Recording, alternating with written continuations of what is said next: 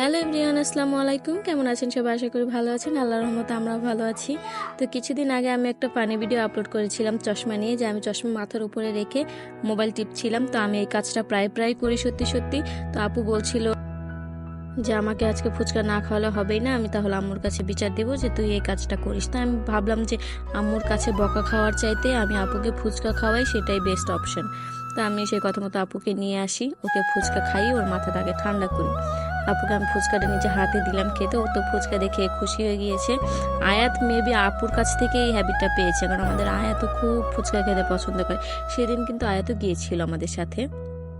তো আপু ফুচকা খেয়েছে, শুধু ফুচকা খাওয়ার কথা বলে গিয়ে তারপর আমাকে বলে যে না, আমাকে একটু স্যান্ডউইচও খাওয়াতে হবে।